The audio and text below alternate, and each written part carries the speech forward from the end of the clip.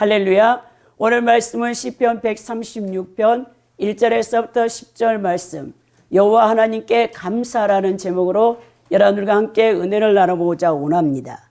코로나19 바이러스가 발생한 지 1년 6개월 기간 동안 이 16%의 교회가 문을 닫았다는 충격적인 조사 결과가 발표되었습니다. 보건복지부가 지난 10월 3일 실시한 교회 예배 실태에 대한 현장 조사에 따르면 현장 예배는 13,355교회 82%가, 온라인 예배는 351교회가 2%가 이제 드렸다는 거죠. 그리고 아예 주일날 예배를 드리지 않는 미실시 교회가 2,693개 교회로 이 한국교회 전체 통계상 16%가 여러분 교회에 이제 문을 닫았다는 것이죠. 정부가 지난 10월 3일 77,411명의 공무원을 동원해 종교시설 16,403개소를 점검한 결과입니다. 그래서 예배를 위한 자유시민연대 예자연은 10월 13일에 기자간담회를 열고 정부가 교회에 대한 형평성 있는 정책을 펼 것을 촉구했다는 것이죠. 예자연의 실행위원 박경배 목사는 예배를 드리지 못하는 것은 교회의 생명줄을 끊는 행위와 같다며 주일날 예배에서 16% 교회가 예배를 드리지 않는 것은 전 한국교회 비율로 봤을 때 1만 교회에 이르는 비율이라고 지적을 했습니다. 정부는 더 이상 교회 예배 형식과 방법에 대해 통제하지 말아달라고 적극적으로 항의를 했는데요. 이제 한국교회가 예배를 지키기 위해 희생과 고난을 감수할 것을 촉구했습니다. 그리고 한국교회를 대표하는 한기총이 목소리를 정부에 내주기를 호소했으며 각 교단장들이 입장을 분명히 하여 개교회가 자유롭게 예배를 드릴 수 있도록 선포해달라고 전했습니다. 다른 시설과 교회 형평성을 고려하지 않는 정부의 방역 지침에 대하여 예자연 사무총장 김영길 목사는 한국교회 전 교단에서 정부의 부당성을 교회와 성도들에게 알려 정부의 위드 코로나 정책을 바로잡을 수 있도록 신속하게 이제 대처해 줄 것을 촉구했습니다. 여러분, 이런 상황에서 올 한 해 정말 이 코로나 바이러스에 의한 교회 현장 예배를 드리는 것이 어려웠던 시기에도 우리 열방 선교교회 이 성도님들, 하나님 아버지의 보호하심 아래 우리는 계속해서 주일 예배를 드릴 수 있었음에 참으로 감사하지 아니할 수 없습니다. 또한 성도님들 또 한 번도 코로나에 걸리지 않도록 보호하신 주 하나님 아버지께 감사를 드립니다. 또 올 한 해 동안도 우리를 먹이시고 입히시고 돌보신 하나님의 은혜에 깊이 감사를 드립니다. 오늘 우리 시편 136편은 저자 미상입니다. 누가 어떤 배경에서 이 시를 썼는지 밝혀지지 않고 있지만요. 본 시는 여러분 제1 할례 시인 시편 제113편부터 118편, 그리고 제3 할례 시인 제146편에서부터 150편 사이에 이 시편이 자리를 잡고 있는데요. 유대인들은 그래서 제2 할례시 또는 대할례시로 부르는 것으로 이스라엘 향해 여호와 찬양을 선도하는 감사 예배시에 속하는 시편입니다. 이 본시가 할례시로 분류되는 것은 전통적으로 유대인의 3대 절기인 유월절과 오순절과 장막절에 공식 예배 때 사용되었기 때문입니다. 그러니까 예배 중에 인도자가 상반절을 선창하면 해중이 후렴구인 그 인자심이 영원함이라 하는 화답하는 형식으로 이 시가 되어 있거든요. 여러분 26번 6회를 반복해서 그 인자심이 영원합니다라고 후렴구가 이 시편 136편에는 기록되어 있습니다. 본시는요 시편 135편과 주제와 구조 부분이 굉장히 유사한 경우가 있습니다. 그래서 아예 17절부터 22절은요 시편 135편 10절에서 12절 이 문자적으로도 거의 일치하는 모습을 보입니다. 그러나 시편 135편과 136편의 다른 점은 이제 시편 135편이 주와 주의 백성을 열방과 그들의 우상과 비교한다면 이 본시 시편 136편은 주의 인자하심을 집중적으로 부각시켜 설명하고 있다는 것이죠. 이 본시를 역사 시편으로 분류하기도 하는데요. 왜냐하면 과거에 이스라엘이 이 출애굽한 사건을 리얼하게 기록한 내용이기 때문에 그렇습니다. 그래서 이 시편이 이스라엘 공동체 예배 가운데 선포되어질 때 하나님의 은혜가 자신들을 붙드시고 인도해 주심을 깨닫게 되고 감사 찬양을 드리지 아니할 수 없다는 것이죠. 이 본시는 크게 네 부분으로 나눌 수 있는데요. 먼저 1절에서부터 3절은 열정과 한의로 가득한 하나님을 향한 감사를 찬양하는 초청으로 우리 이 부분이 되어 있어요. 그리고 4절에서부터 9절은 창조자로서 여호와의 영광스러운 면모를 역동적으로 여러분 서술하면서 감사 찬양을 선도하는 부분으로 되어 있습니다. 그리고 10절에서부터 25절은 선민 이스라엘의 구원자로서 여호와의 구원 사역을 역동적으로 열거함으로써 우리에게 감사 찬양을 돌릴 것을 권면합니다. 그리고 마지막으로 26절은 여호와를 향한 열정과 환희의 감사 찬양으로 재초청함으로써 본시를 맺고 있습니다. 오늘 우리가 이 시편 136편 1절에서부터 10절 말씀을 함께 나눠보면서 올 한 해 여러분들에게 하나님이 베푸실 은혜가 무엇인가를 함께 나누었으면 좋겠습니다.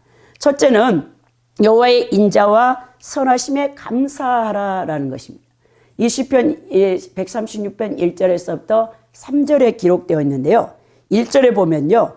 여호와께 감사하라. 그는 선하시며 그 인자하심이 영원함이로다 그랬어요. 원문에서는요. 감사하라가 히브리 원문에서 가장 먼저 나와 있습니다. 여러분 여호와께 이제 감사하는 이유가 무엇이죠? 이 가장 먼저 여호와의 이 성호 가운데 여러분 하나님의 성호 가운데 여호와가 나왔어요. 여호와란 그 백성들과 맺은 언약을 성실하게 지키시는 하나님의 면모 자체를 강조하기 위한 신명입니다. 그러니까 하나님의 선하심과 인자하심이 영원하다라고 시인은 선포하죠. 여러분 하나님의 인자하심이라면 히브리어 단어 여러분들은 헤세드를 기억해야 된다는 거예요. 이 헤세드는 언약에 기초한 당신의 백성을 향한 하나님의 한결같은 사랑을 말합니다. 그래서 여러분 이스라엘 백성들에게 하나님은 그 자비, 그 인자하심, 헤세드로 역사했다고 말해도 과언이 아니죠. 왜냐하면 이스라엘 백성들이 여러분 이 하나님의 언약적인 사랑 헤세드를 통하여 430년 동안 바로의 노예로부터 출애굽했다는 것이죠. 이것은요 정말 하나님의 이 언약적인 이 인자하심의 헤세드가 아니고서는 여러분 있을 수 없는 일이었어요. 그리고 이제 출애굽한 다음 광야 40년의 여정 동안 경험한 셀 수 없는 많은 이적들, 가장 먼저 홍해를 가르셨고 여러분 마른 땅을 육지같이 지나갔죠. 그리고 그들은 광야에서 구름기둥과 불기둥으로 하나님의 보호하심과 돌보심, 그리고 반석에서 생수가 터져 나와 마셨고 매일같이 40년 동안 여러분 이슬과 함께 이 천사들의 양식인 만나가 내려와서 이스라엘 백성들을 먹이셨습니다. 그리고 그들에게 하나님께서는 가나안 땅을 정복하게 하셨고 그리고 사사시대, 그리고 선지자들, 제사장들, 경건한 왕들을 세워 또 이방인의 압제에서부터 구원했던 이 찬란한 이스라엘 역사 전체가 하나님의 헤세드, 하나님의 자비하심, 하나님의 인자심의 사랑 속에서 있었다는 것을 우리가 기억해야 된다는 것입니다. 그래서 하나님과 그들과 자비의 사랑인 헤세드는요, 과거 이스라엘에게 구체적인 행사를 통하여 은혜를 베푸시고 확증하신 하나님의 사랑이며 그 사랑은 지금도 우리 신약 성도들 예수 그리스도의 피값으로 구원받은 모든 하나님의 백성들에게 하나님께서 결코 변치 않고 베푸시는 사랑과 은혜라는 것을 기억해야 된다는 것입니다. 여러분 성도는 감사가 최우선적인 신앙의 모습을 갖고 있어야 된다는 것이죠. 여러분 이 감사하는 것이요 우리의 삶과 신앙에서 얼마나 중요한 것인가를 여러분들 한번 생각해 보았습니까? 오늘 시인이요 어떠한 이유나 근거를 제시하기에 앞서 여호와께 감사라 하라고 이스라엘 백성들에게 여러분 초청하죠. 이런 감사의 제목과 이유를 명확히 이해하고 감사하는 것도 중요하지만요, 무조건적인 감사와 찬양을 하나님께 드리는 것이 성도의 올바른 자세이며 또 하나님께서 기뻐하시는 감사의 우리의 모습이라는 것을 우리가 기억해야 된다는 것입니다. 기본적으로요 감사는 조건이 아닙니다. 만약 우리가 이 감사를 조건에 따라 여러분 드린다면요, 올 한 해 동안 여러분들이 2021년 새해 신년에 이 기도 제목이 있었잖아요. 우리 공동체에 다 기도 제목을 제가 지금 11개월 동안 계속해서 밤낮으로 우리 하나님 앞에 중보하고 있는데, 여러분들이 그 기도 가운데 응답받은 것도 있고 응답받지 못한 기도도 있을 것입니다. 여러분들이 만약에 감사를 이 조건에 따라서 하나님 앞에 올린다면, 여러분들이 기도에 응답받지 못하는 것들은 이 하나님 앞에 원망과 불평하겠죠, 당연히. 그러나 우리 하나님께서는 우리에게 무조건적인 감사, 우리가 여러분 조건에 따라서 하나님 앞에 드리는 여러분 감사가 아니라는 거예요. 이 성도의 감사는요, 흔들림이 없어야 되는데요, 어떤 순간에도 우리는 감사할 수 있고 하나님을 높일 수 있어야 된다는 거예요. 여러분, 정말 감사는 그 자체가 중요합니다. 지금 당장 감사와 찬양의 조건이 없을지라도 그러한 조건을 만들어 주실 하나님, 또 여러분 지금 기도 응답받지 못했지만 하나님께서 이제 응답해 줄 것을 믿고 여러분들은 감사할 수 있어야 돼요. 근데 여러분, 성경에 최고의 감사를 드렸던 사람을 예로 든다면 저는 여러분 다니엘이라고 고백하고 싶습니다. 여러분, 다니엘 그 선지자 원래는 정치가죠. 90을 넘게 그가 여러분 바벨론의 포로로 끌려가서 느부갓네살 왕 밑에서 총리, 그리고 이제 여러분 바사 제국에 의해서 이 바벨론이 멸망하고 다리오 왕을 또 모시고 있고, 또 그다음 페르시아, 이제 계속해서 나라가 바뀌어요, 3번이나. 근데 그곳에서 여러분 총리를 하는 거예요. 10대 후반 한 18살 정도, 다니엘이 귀족, 유대 귀족의 이제 방백의 아들이었기 때문에 여러분 느부갓네살이 3차 침공을 통해서 여러분 이 예루살렘이 함락되며 멸망을 당하잖아요. BC 586년에 제1차 침공 때 이제 유대의 귀족들 가운데 똑똑한 젊은이들을 다 잡아가서 이 바벨론으로 끌고 갑니다. 그때 끌려갔죠. 근데 이 다니엘이라는 사람이 90이 넘도록 여러분 이 다니엘에 대한 책을 쓴 분들의 보면 환관장이었다는 거예요. 여러분, 그러니까 이 느부갓네살 왕의 술사, 그러니까 박사라고 하죠. 그러니까 점을 치는 사람으로 이제 훈련을 시키는 가운데 다니엘서의 1장에 보면 그가 여러분 그 모든 이 이방 나라 마르둑 신을 섬기거든요. 가장 우상 숭배가 많았던 이 바벨론 땅에 가서 여호와 하나님 앞에 범죄하지 않기 위해서, 자기 신앙을 더럽히지 않기 위해서 여러분 왕이 내리는 이 진미가 다 여러분 바벨론의 마르둑 신에게 바친 여러분 재물이에요. 그래서 그가 자신의 신앙을 더럽히지 않기 위해서 뭐합니까 여러분? 금식하는 거죠. 열흘 동안 그걸 먹지 아니하고 자기들을 관리하는 환관장에게 말을 하잖아요. 그러면서 이 음식을, 짐승의 이 고기를 먹지 않는 우리와 그리고 고기를 먹는 다른 많은 식민지에서 끌려온 똑똑한 그 10대 소년들 가운데 우리의 얼굴을 비교해봐라. 그래서 우리가 정말 고기 먹지 아니하고도 우리 얼굴이 좋고 혈색이 좋고 건강을 유지하면 우리는 계속해서 고기를 먹지 않겠다라고 자기 신앙을 여러분 표명하죠. 그래서 정말 하나님께서 지켜주셔서 열흘 동안 여러분 채식만 하는데도 고기를 먹은 다른 소년들보다 얼굴이 광채가 더 혈색이 좋고 빛이 나니까 우리 하나님께서 그 다니엘의 지조 있는 신앙을 보시고 지혜를 주시는데 10배의 지혜를 주는 것입니다. 그리고 꿈을 해석할 수 있는 능력을 받게 되는 것이죠. 그런 가운데 그가 여러분 이제 바벨론 느부갓네살 왕이 죽고 그 다음에 이제 여러분 바사 제국에 의해서 이제 점령을 당했을 때 여러분 어떻게 합니까? 다리오 왕이 이제 왕위에 올랐을 때 그때 조서가 내리는 거예요. 어떠한 일이 있어도 한 달 동안은 여러분 이제 다른 신에게 제사를 드리거나 기도를 하면 안 된다는 거예요. 분향하면. 근데 여러분 그 조서가 내린지 알고도 여러분 다니엘이 어떻게 합니까? 예루살렘 동쪽을 향해서 자신이 끌려온 여호와 하나님의 거룩한 성전이 있었던 예루살렘 그 시온을 향해서 하루에 3번 정하여 여러분 기도하는 것이죠.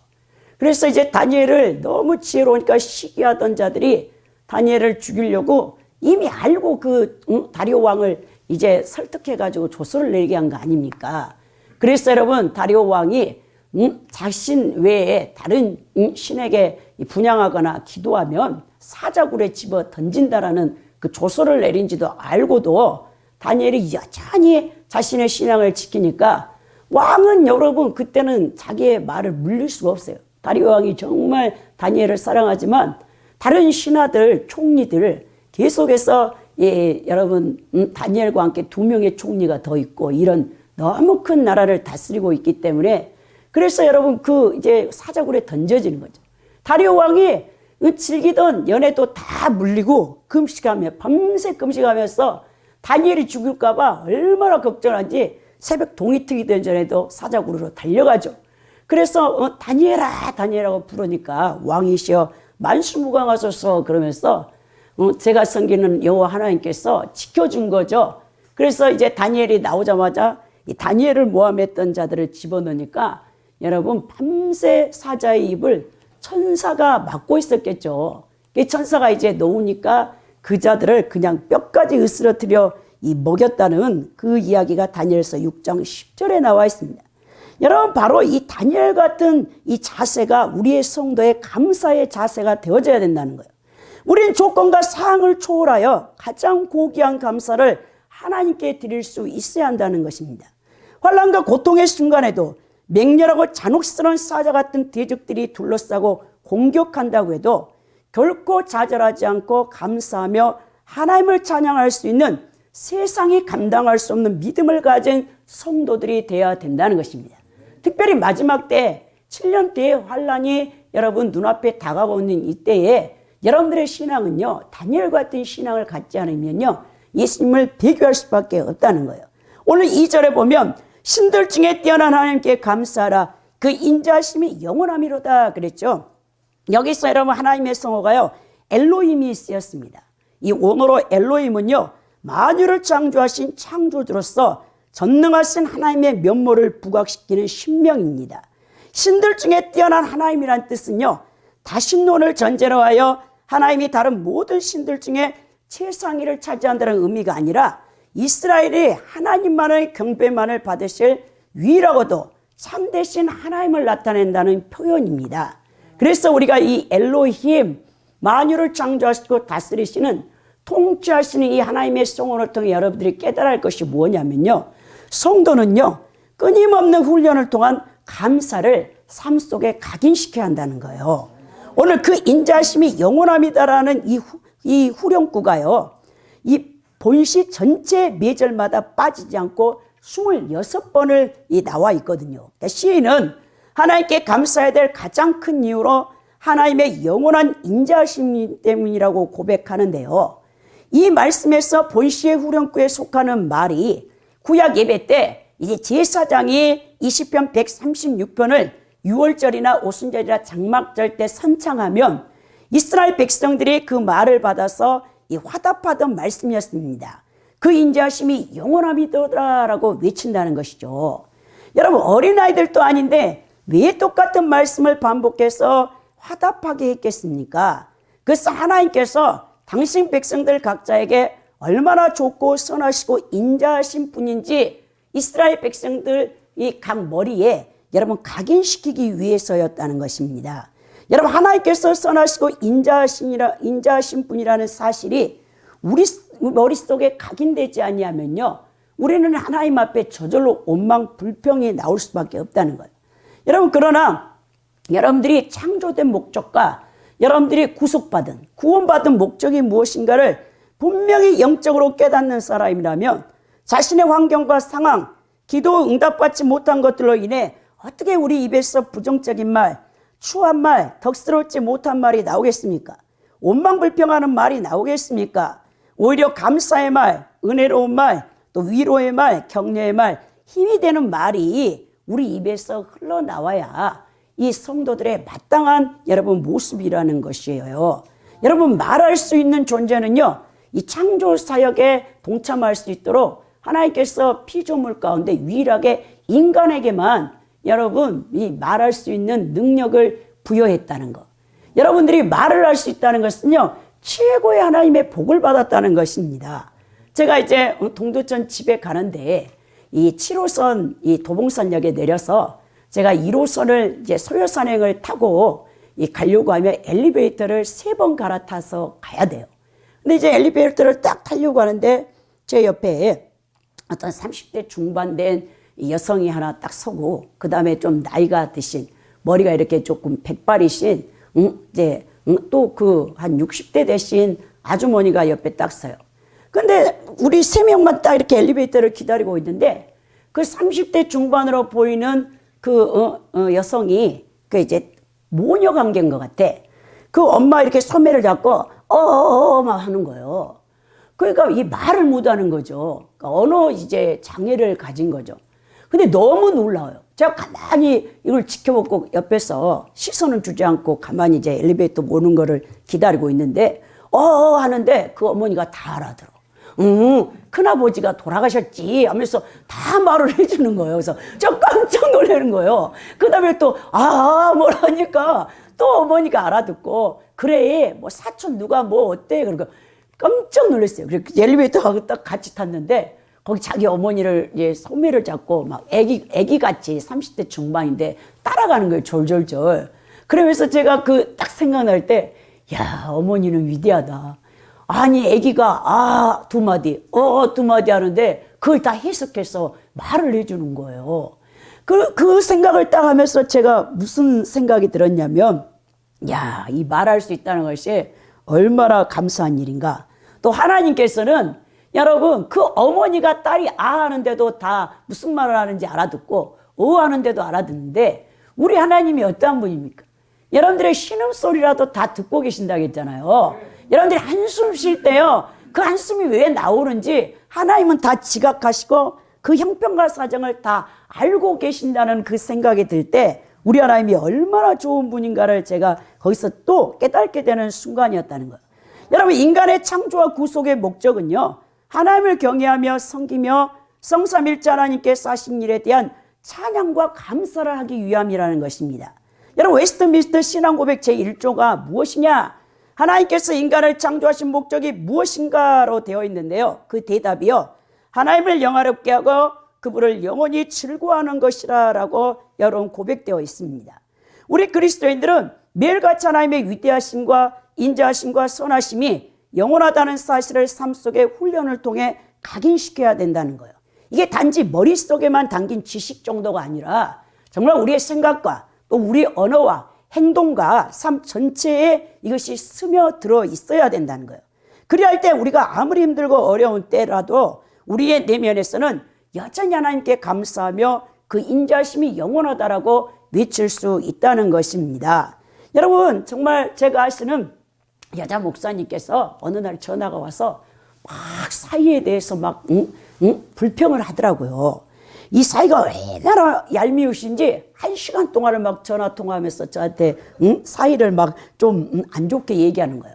따님이 이제 집에 들리면 여러분 사이를 위해서 이 장모님이니까 맛있는 여러분 특별 음식을 해가지고 딸한테 바리바리 싸서 사이에게 가져다 주라고 한다는 거예요. 근데요, 사이가요 한 번도 감사하다는 소리를 안 하고 전화를 안 한다는 거예요. 그러면서 이 목사님 말씀이 사람이 인사치레를 받으려는 것이 아니라 최소한 사람이 기본을 하고 살아야 된다는 그 말씀을 하면서 그 얘기를 하시면서 뭐라냐, 세상에서 우리가 받은 사랑과 은혜, 관심을 마땅한 것으로 여기면 안 된다는 것입니다. 모든 것이 하나님의 은혜고 또 누군가가 나를 사랑하고 관심을 가져주고 기도해주며 베풀어주는 이 누군가의 희생으로 인하여 내가 지금 평안한 삶을 살고 있다는 사실을 깨닫고 감사해야 된다는 것입니다. 여러분, 이 세상에서 마땅한 것, 당연한 것은 하나도 없습니다. 여러분, 부부 관계에서도, 부모와 자식 관계에서도, 형제지간에도, 직장 동료와의 관계에서도, 이 세상에서 다른 사람들과 관계를 통해 하나님께서 주신 축복 때문이고 은혜 때문에 우리가 세상에 이렇게 빈손으로 태어나서 풍요롭게 누리며 살아가고 있다는 것입니다. 여러분들이 이 누리는 이 여러분 풍요나 여러분 이 평안함은요, 다른 누군가가 희생을 해야 그것을 여러분들이 누릴 수 있다는 사실을 기억해야 된다는 거예요. 그러니까 누군가가 나에게 안 베풀어 준 것을 생각하고 원망하고 미워하는 것이 아니라 나에게 조그마한 것이라도 베풀어주고 관심과 사랑을 가져주며 오히려 감사를 해야 된다는 것입니다.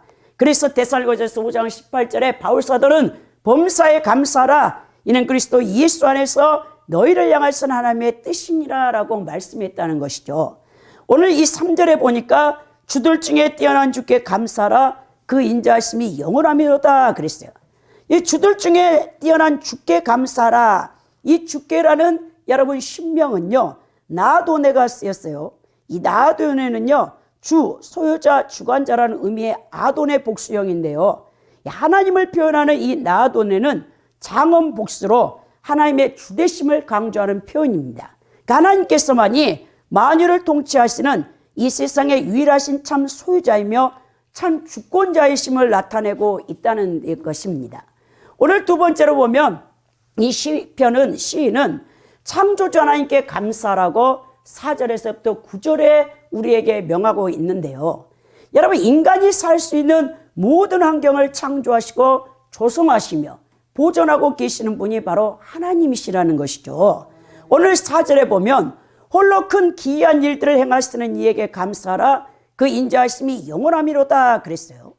여러분 시인은 1절에서부터 3절에 하나님의 세 가지 신명, 여러분 여호와, 엘로힘, 나도네라는 이 신명을 사용해서 언약에서 신실하시며 모든 만물을 통치하시는 우리 삶의 주권자가 되심을 찬양할 것을 권면했다면 4절에서부터 25절까지 찬양받으시게 합당하신 하나님의 사역을 열거하고 있습니다. 그러니까 시인은 히브리어 알파벳 자음 22개의 숫자와 동일한 절로 이 닭같이 형식으로 부족함이 없이 하나님의 역동적인 사역을 여기서 묘사했는데요. 오늘 4절에서부터 9절까지는 창조자로서의 여호와의 영광의 면모를 역동적으로 서술하면서 우리에게 감사와 찬양을 선도하고 있습니다. 여러분 우주, 자연의 기원, 여러분 인간의 기원을 밝히고 있는 창세기 1장에서부터 3장에 네 가지 창조에 관한 히브리어 단어가 여러분 쓰였는데요. 무에서 유를 창조하는 바라, 이건 아무것도 없는 상태에서 말씀 한마디로 창조하시죠.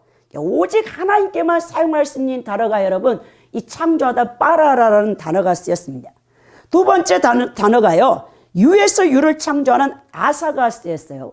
그리고 유에서 인테리어를 하듯이 형성하는 창조는요 야차르가 쓰입니다. 또 여러분 유에서 건축하는 단어 바나가 쓰였는데요. 이 네 단어가 창세기 1장에서 하나님이 천지를 창조하실 때 그 모든 모습이 나와 있어요. 하나님께서는 이 세상을 만드시기 전에 이미 영원 전에 여러분 계획을 하고 계셨죠. 하나님의 창조 사역을 통해 이 세상의 피조물들이 하나님께서 창조하셨다는 것을 깨달을 수 있게 되는데요. 이제 우리는 창조의 네 가지 이 단어를 통해서 구체적인 하나님의 창조 사역을 한번 깨달아 봐야 되겠습니다. 창세기 1장 1절이요. 이 베레시트 바라 엘로임 에트 샤마임 베트 하레츠로 되어 있어요. 이게 태초에 하나님이 천지를 창조하시니라 히브리어 언어거든요. 자, 하나님께서는 영혼이라는 이 시공간이 없는 여러분 그 영혼에서 여러분 이 무한의 시간에서 이 세상의 유한의 시간을 창조하죠. 이 우주와 자연 만물을 지으신 목적은요. 천국에 합당한 백성들을 선별하시고 연단하셔서 천국을 상속해 주시기 위함입니다. 자, 하나님께서 이 세상을 완벽하게 창조하시고 하나님의 손길이 안 미친 곳이 없도록 보존하고 다스리고 계시죠. 최고의 하나님의 창조의 걸작품은요. 하나님의 형상대로 지음받은 인간입니다. 창세기 1장 26절에 하나님의 형상과 모양대로 지음받은 인간이 기록되어 있죠. 히브리어에서 형상은요. 첼렘이에요. 첼렘. 이 첼렘은 하나님의 말씀을 통하여 깨끗하게 정화되고 말씀으로 통제받아 가르침을 받고 익혀서 하나님을 갈망하며 바라보는 존재로 인간을 창조했다는 뜻입니다. 하나님의 생명을 담을 인간의 영혼을 우리 하나님께서 형상이라고 표현하는데 이 하나님의 형상을 따라 사람을 창조했다는 것은 인간이요 하나님의 말씀을 따라 사는 존재로 만들었다는 것을 의미합니다. 하나님의 통제를 받지 않으면요 하나님의 형상대로 절대 회복을 받지 못합니다. 여러분들이 이제 예수 그리스도를 통해 중생했잖아요. 죽었던 영이 부활했어요. 일단 하나님의 생명이 씨앗으로 여러분 안에 들어왔습니다. 그러나 여러분들이 계속해서 하나님의 말씀의 통제를 받지 않으면요, 하나님께서는 우리를 그리스도의 장성한 믿음의 분량까지, 그리스도의 형상으로 완전히 회복되기까지를 원하고 계시는데, 그게 여러분 완전 성하잖아요. 근데 여러분, 하나님 말씀을 거절하는 사람은요, 절대 이 하나님의 형상이 회복되지를 않는 거예요. 하나님의 성품을 닮은 존재로 우리가 변화되어져야 되는데, 예수님의 여러분 사복음서에서의 그 성품은 온유, 겸손, 거룩, 사랑 그 자체시죠. 우리가 그렇게 변화가 되어져야 됩니다. 그러나 여러분, 타락한 우리 옛사람의 본성이 있기 때문에 이 옛사람은 하나님의 통제를 받기 싫어해요. 하나님의 생명을 받아 거듭났다 할지라도. 그래서 자기 멋대로 여러분 신앙생활하고 자기 멋대로 살고 싶어 한다는 것이죠. 여러분, 그래서 우리 하나님께서 여러분들에게 고난의 연단학교에 집어넣습니다. 이 고난의 연단학교, 이스라엘 백성들을 출애굽하신 다음에 40년 동안을 광야의 훈련학교에서 옛사람을 파쇄시키는 과정이 우리 신약 성도들에게 동일하게 주어지는데요. 그 연단학교를 통해서 여러분들을 정화시키고 하나님이 거룩하게 만드신다는 것이죠. 이 천지창조 사역은 성삼일체 하나님께서 홀로 행하신 경이로운 일이라는 거예요. 하나님께서는 창조주이시고 구속주입니다. 이 천사들과 인간 그리고 우주, 자연은 다 피조물입니다. 그래서 하나님의 창조사역의 위대함을 드러냈던 이사야 선지자는요, 이사야 40장 12절에 하나님의 위대하심을 이렇게 선포하는데요. 누가 손바닥으로 바닷물을 헤아렸으며 뺨으로 하늘을 쟀으며 땅의 티끌을 대담아 보았으며 접시 저울로 산들을 막대 저울로 언덕들을 달아보았느냐라고 외친다는 것이죠. 하나님이 얼마나 위대하시냐면요, 첫째 이사야 40장 12절에서 손바닥으로 온 바닷물을 담으시는 하나님에 대해서 여러분들에게 선포합니다. 여러분, 하나님께서는요, 그 손바닥 안에 지구의 5대양 바닷물을 담으실 정도로 크신 하나님이라는 것입니다. 여러분, 우리 인간은 여러분 이 두 손바닥 모아서 물을 얼마나 담을 겁니까? 한 국자나 담을 수 있겠죠. 이 한 국자의 물 정도에 담을 수밖에 없는 인간, 이 피조물인 인간, 실제로요 지구를 덮고 있는 바닷물, 강물의 양을요 인간은 계산할 수 없을 뿐만 아니라 그 수치는요 인간의 여러분 이해 한도를 넘습니다. 또 두 번째 하나님의 위대함을요 이 이사야 선지자가 이사야 40장 12절에 뭐라고 선포하느냐면 뺨으로 하늘, 우주를 재신다는 거예요. 뺨이라는 게 여러분 뭡니까? 이 한 뺨이 엄지에서부터 새끼손가락의 길이에요. 이 성인 남성이요, 여러분, 이 한 뼘이 여러분 20cm가 조금 이제 넘어요. 제 손은 좀 작으니까 어제 제가 자로 한번 재보니까 저는 18cm밖에 안 되더만, 한 뼘이. 이 한 뼘으로 하나님께서 하늘과 우주를 재실 수 있는 분이라는 것입니다. 하나님께서 얼마나 크신 분이냐. 여러분, 이 선지자가 이사야 선지자가 하나님의 광대하심을 말하는데요. 실제로 인간은 하늘의 길이, 우주의 길이를 잴 수 없습니다. 우리는 태양 위에 가장 가까이 있는 별까지의 거리가 빛의 속도로 4년 반이 걸린다고 알고 있는데요. 빛은 1조에 30만 킬로미터의 여러분 속도로 움직입니다. 그래서 가장 가까이 있는 여러분 별까지의 거리가 지구에서 41조 킬로미터 이상 떨어져 있다는 결론이 나오는데요.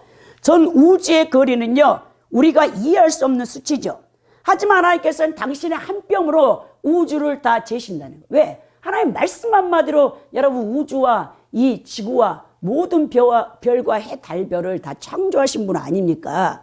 그래서 욥이 그가 욥기서 26장 6절에서 14절에 외치기를 하나님 앞에는 수월도 벗는 몸으로 드러나며 멸망도 가림이 없음이로다. 그는 북쪽을 허공에 펴시며 땅을 아무것도 없는 곳에 매다시며 물을 빽빽한 구름에 쌓으시나 그 밑에 구름이 찢어지지 아니하느니라. 그는 보름달을 가리시고 자기의 구름을 그 위에 펴시며 수면의 경계를 그으시니 빛과 어둠이 함께 끝나는 곳이니라. 그가 꾸짖으신 즉 하늘 기둥이 흔들리며 놀랐느니라. 그는 능력으로 바다를 잔잔하게 하시며 지혜로 나압을 깨뜨리시며 그 입김으로 하늘을 맑게 하시고 손으로 날렵한 뱀을 무찌르시다니 보라, 이런 것들은 그의 행사의 단편일 뿐이요 우리가 그에게 들은 것도 속삭이는 소리일 뿐이니 그의 큰 능력의 우레소리를 누가 능히 헤아리랴라고 욥이 외쳤다는 것이죠. 여러분, 하나님께서 욥을 통해 계시하기를 우리가 이 피조 세계를 다 안다고 하더라도 그것이 하나님께서 행하신 일 가운데 지극히 미약한 미약한 것에 불과할 뿐만 아니라 단지 미세한 소리에 지나지 않는다라고 고백합니다. 여러분, 또 이사야 선지자가 하나님이 얼마나 위대하시냐고 이사야 40장 12절에 말씀하기를 땅과 티끌과 산들을 재시는 하나님이라는 거예요. 저울에 달아보신다는 거죠. 이사야 선지자는 땅의 티끌을 대에 담아 보았으며 접시 저울로 산들을, 막대 저울로 언덕을 달아보았느니라고 말씀하는데요. 하나님께서는 지구의 모든 산들, 알프스든 히말라야 산맥이든 노키 산맥이든 이것들을 모두 접시에 올려 다실 수 있다는 거예요. 바다, 하늘, 산, 이 모든 것은요, 우리 사람에게는 해할 수 없는 것들이지만 하나님께서는 그것을 창조하셨고 그것을 능히 저울에 대에 담아보시기도 하고 달아보시기도 한다는 거예요. 그러면서 이사야 40장 15절에 이사야가 더 강력하게 하나님의 능력을 선포하는데요. 열방을 한 통의 물과 같고 저울의 작은 티끌 같으며 섬들은 떠오르는 먼지 같으니라 했습니다. 여러분, 세상에 힘있는 모든 나라들을 모아놓는다고 해도 하나님께는 한 통에 있는 물 한 방울의 물과 같이 극소량에 불과하다는 것입니다. 그래서 이사야 40장 26절에 너희는 눈을 높이 들어 누가 이 모든 것을 창조하였나 보라. 주께서는 수요대로 만상을 이끌어내시고 그들의 모든 이름을 부르시다니 그의 권세가 크고 그의 능력이 강함으로 하나도 빠짐이 없느니라 라고 선포했죠. 하나님께서는 별들을 창조하시고 각각 그 이름을 부르고 계신다는 거예요.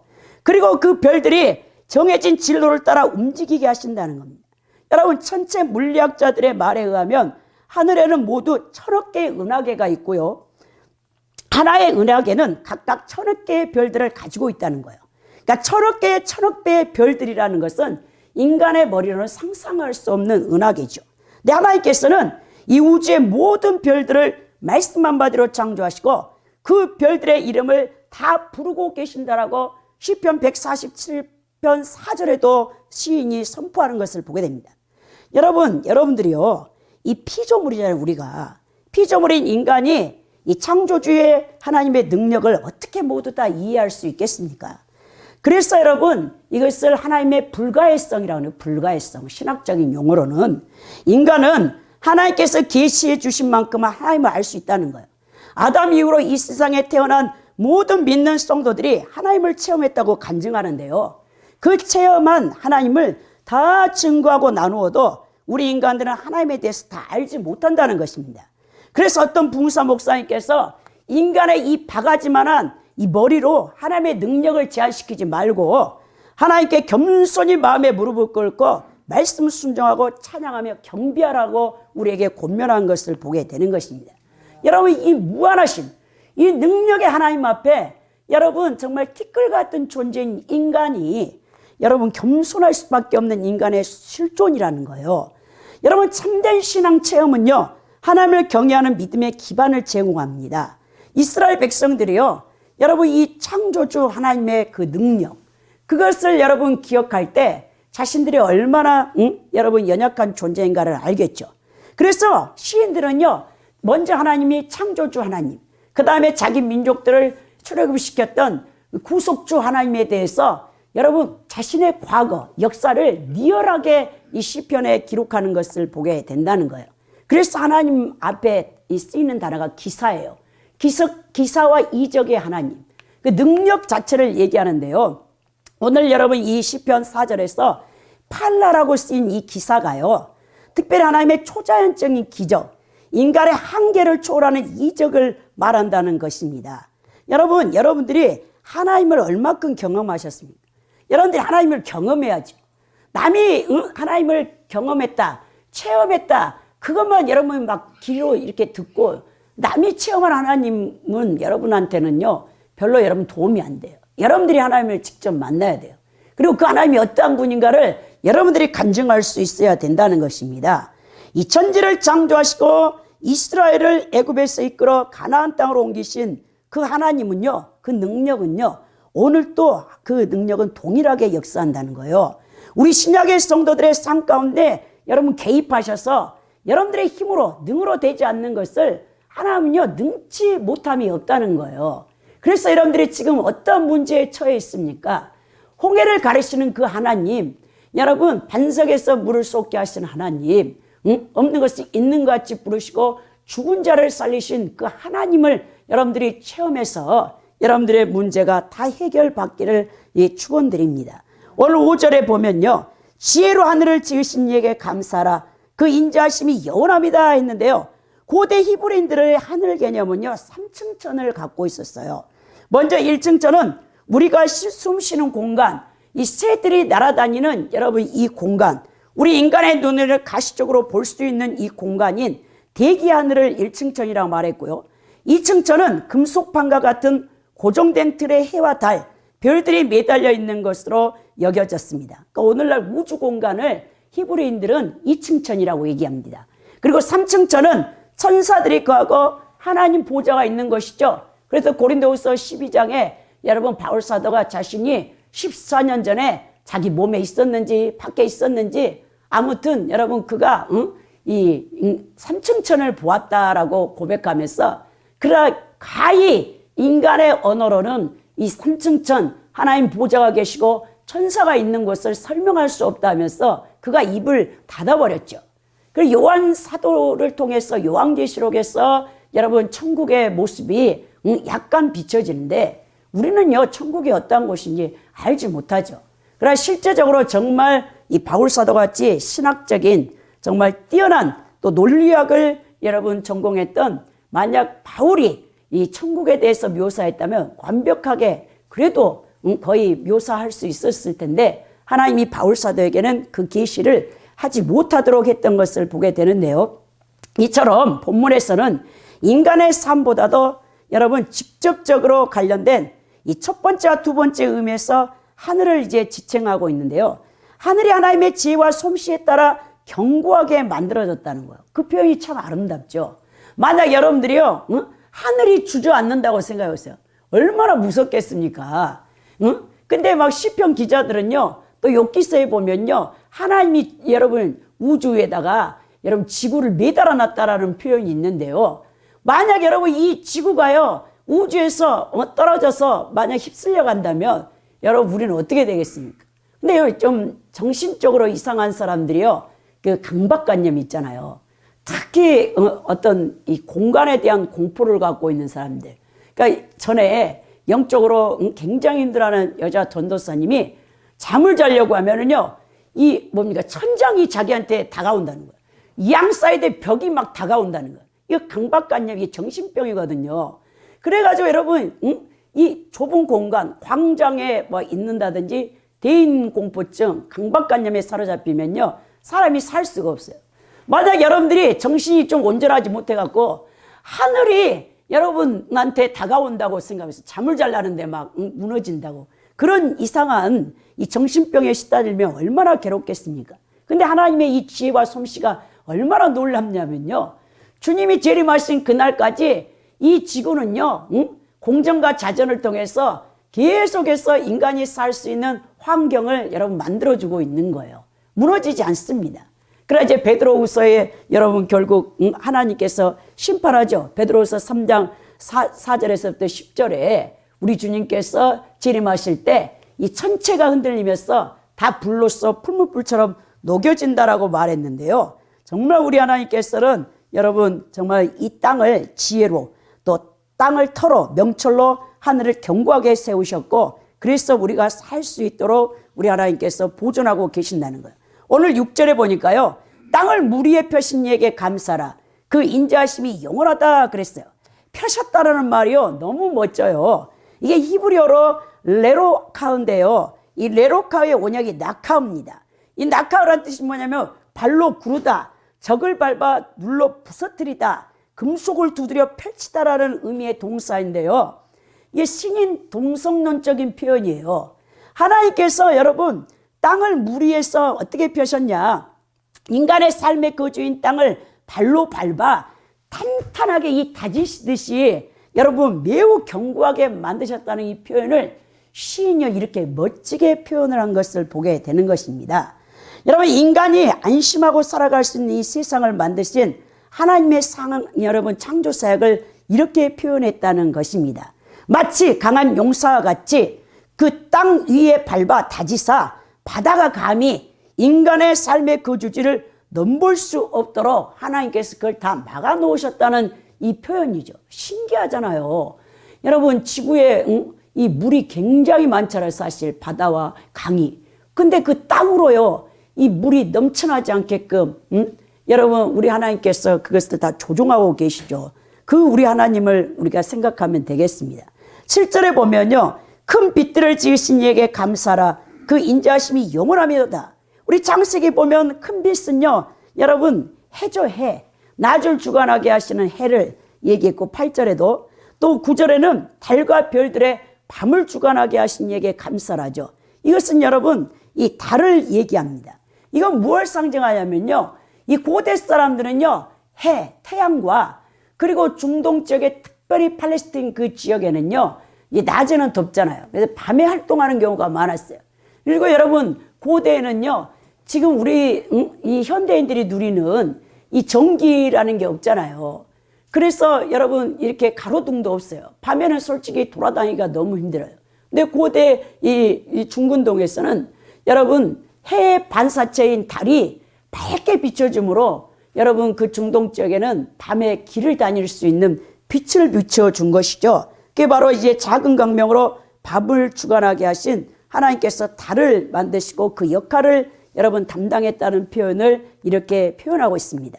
이것을 통해서 우리가 무엇을 깨닫냐면요, 오늘도 세상을 향한 하나님의 창조 사역이 계속되고 있다는 사실을 여러분 기억해야 된다는 것입니다. 여러분, 시인은 하나님의 창조 사역을 두 가지 관점에서 이해하고 있는데요, 그 하나는 말 그대로 지으시고 나누시고 배열하신 창조적 능력이며, 또 한 가지는 각각의 존재를 일정한 규칙과 원리로 서로 묶어서 운행하게 하시는 원리라는 거예요. 이걸 신학적인 용어로 하나님의 섭리라고 여러분 말합니다. 즉, 시인은 무에서 유를 창조하셨을 뿐만 아니라 당신의 지혜의 원리를 따라 이 세상을 섭리하시는 하나님을 소개하면서 하나님께 감사할 것을 명령하고 있다는 것이죠. 그래서 여러분, 히브리서 3장에 하나님께서 그 말씀으로 이 세상을 창조하셨고 그의 능력으로 말씀으로 만물을 붙들고 계신다라고 여러분 표현되어 있습니다. 그 하나님의 창조 사역은요, 여기서 멈추지 않아요. 어둠에 사로잡혀 죽음을 향해 내려가는 이 모든 어둠에 속한 백성들을 불러내어 오늘 또 예수 그리스도를 통한 구원의 사역, 즉 물과 성령으로 거듭나게 하시는 성령의 사역을 계속하고 계신다는 것입니다. 그렇게 볼 때 우리 모든 성도는요, 하나님의 육체적인 창조를 경험했을 뿐만 아니라 영적인 재창조를 경험한 하나님의 창조 사역의 증인이라고 할 수 있다는 것이죠. 그래서 여러분들이 무엇을 해야 됩니까? 그리스도의 복음을 증거해서 오늘 또 죽어가는 영혼들에게 그들이 구원받을 수 있도록 우리가 그 길을 제시해야 된다는 것이죠. 그래서 하나님의 창조의 역사를 체험한 사람은요, 여러분, 예수님을 전하지 말라고 해도 전해요. 제가 막 성령 충만하니까요, 10년 동안요, 밤이고 낮이고 또 전철을 타고 가고 버스를 타고 거리를 가도 사람을 만나면요, 예수 그리스도를 믿으라고 그렇게 우리 하나님께서 복음을 전하게 하셨어요. 직장에서도. 그래서 오히려 제가 완전히 예수 믿어가지고 우리 박 회장님이, 우리 미스터 김이 정말 불쌍한 사람이 됐다는 거예요. 그랬더니 정말 우리 하나님이 저를 너무나 사랑하셨는데, 하나님의 사랑을 체험한 사람은요, 전하지 말아도 전해요. 저는 지금도요, 우리 도봉산역에서 우리 소요산 집에 갈 때요, 어떤 사람 있으면요, 복음을 전해요. 제가 전철 딱 타고 가면서. 하나님이 그렇게 하신 것 같아. 저를 아는 어떤 목사님이, 우리 김일자 목사님이 열심히 특심이라고 하는데 저도 모르겠어요. 하나님이 저에게 사랑을 부어주니까 그 사랑의 하나님을 증거할 수가 없다는 것이죠. 증거할 수밖에 없다는 것이죠. 오늘 세 번째 보면 구속하시고 인도하시는 하나님께 감사라는 거예요. 여러분, 오늘 이 10절에서 22절에 이게 표현되어 있는데요, 구원하시고 계속해서 성도들의 삶의 필요를 채우시고 공급하시며 보호하시고 돌보시며 인도하시는 하나님에 대해서 구구절절히 시인이 얘기한답니다. 여러분들을 구원해 놓고 하나님이 내던져버리는 게 아니에요. 여러분들 세밀하게 우리 하나님이 다 간섭하고 계셔요. 그리고 여러분들의 필요를 채우세요. 부족함이 없게 하나님께서 선한 목자가 되어서 여러분들의 실만한 물과 푸른 초장으로 인도해 주시는데 여러분들이 불순종하니까 그 하나님의 공급함을 제대로 공급받지 못하고 있다는 것이죠. 오늘 10절에 보면 애굽의 장자를 치신 이에게 감사라 그 인자하심이 영원하미로다. 이건 여러분들이 다 아는 사실이잖아요. 이스라엘 백성들을 출애굽시킨 구속하신 하나님, 하나님께서 6월절 저녁에 애굽의 모든 장자를 치신 역사적인 사건에 대한 묘사인데요. 애굽의 장자를 죽이신 이적적인 행위 자체보다는 당시 가장 강대국이었던 애굽까지도 하나님께서 심판하셨다는 하나님의 주권과 전능하신 면모를 강조하고 있는 여러분 모습입니다. 우리 하나님께서는요, 지금도 우리를 마귀의 손에서 구원하시고 그냥 내버려 두시는 분이 아니라는 거예요. 끊임없이 자상한 손길로 은혜를 베푸시며 먹이시고 입히시며 공급하고 계신다는 것이죠. 올 한 해를 되돌아볼 때 여러분, 우리 이 코로나 시대에도 우리 하나님께서 여러분들을 먹이시고 입히시고 돌봐주셨잖아요. 우리 하나님이 그렇게 좋으신 분입니다. 여러분, 이제 끝에 가서 25절에 보면 모든 육체에게 먹을 것을 주신 이에게 감사라 그 인자하심이 영원함이라 했죠. 자, 하나님께서는 예수 믿는 크리스찬들에게만 먹을 걸 공급하는 것이 아니고요, 믿지 않는 비그리스도인들에게도요, 일반 은총을 통해서 해와 비를 다 공급하고 계세요. 의식주를 다 공급하고 계시는 참으로 좋으신 하나님이라는 것을 오늘 얘기하면서 모든 피조물에 대한 하나님의 자비를 묘사합니다. 우리 하나님께서는 인간에게만 이 자비를 베푸는 게 아니고요, 가축들과 들짐승들, 공중에 나는 새들과 들녘의 이름 모를 풀과 꽃까지도 하나님 먹이시고 돌보시는 그 하나님의 자비를 우리에게 말씀하고 있다는 것입니다. 여러분, 정말 우리 하나님께서 우리에게 가장 가치 있는 것으로 우리에게 주셨어요. 여러분, 그건 무슨 말이냐면요, 우리 하나님 앞에 마땅히 감사를 해야 된다는 것입니다. 우리 하나님께서요, 인간이 돈 주고 살 수 없는 것은 다 공짜로 주셨어요. 여러분, 해를 여러분들이 돈 주고 살 수 있습니까? 여러분들이 산소를 여러분 돈 주고 산다고 생각해 보세요. 우리가 발을 딛고 있는 이 땅이 여러분 돈을 내야 된다고 생각해 보세요. 그렇지 않잖아요. 우리 하나님께서는 우리 모든 사람들, 인류에게 이 햇빛, 산소, 그리고 우리가 살 이 주거지 터전을 다 공짜로 주셨다는 거예요. 이 모든 것을 우리가 값으로 지불할 수 없을 만큼 값비싼 것입니다. 그래서 하나님이 이 모든 것을 우리에게 주셨다는 거예요. 그렇게 우리는 매 순간 하나님께 감사를 해야 된다는 것입니다. 근데 우리가 하나님의 은혜를 망각하고 감사하지 못한다면 얼마나 부끄러운 모습입니까? 사랑하는 성도 여러분, 우리에게 일용할 양식을 허락하신 하나님께 감사하십시오. 공중의 새들, 들에 핀 백합화보다 우리를 더 귀히 여기시고 우리 인생에게 모든 필요한 것을 채워주시는, 또 돈으로 환산할 수 없는 귀한 것을 우리에게 베푸시는 하나님, 최고의 것, 그럴듯한 것만 찾아 조바심내는 인생이 아니라 우리에게 베푸신 가장 기본적인 은혜와 축복, 그에게 베푸신 가장 여러분 이 기본적인 은혜, 이 세상 무엇보다도 가치 있고 값비싸다는 것을 여러분 깨닫시기 바랍니다. 오늘 우리는 감사할 조건이 너무 많다는 사실을 한번 깨달으시기 바랍니다. 제가 여러분들에게 마지막으로 언더우드 선교사님의 기도문으로 말씀을 마치고자 원합니다. 언더우드 선교사님이 자신의 낙서장에 이런 기도문을 썼어요. 걸을 수만 있다면 더 큰 복을 바라지 않겠습니다. 누군가는 지금 그렇게 기도합니다. 설 수만 있다면 더 큰 복을 바라지 않겠습니다. 누군가는 지금 그렇게 기도합니다. 들을 수만 있다면 더 큰 복을 바라지 않겠습니다. 누군가는 지금 그렇게 기도합니다. 말할 수만 있다면 더 큰 복을 바라지 않겠습니다. 누군가는 지금 그렇게 기도합니다. 볼 수만 있다면 더 큰 복을 바라지 않겠습니다. 누군가는 지금 그렇게 기도합니다.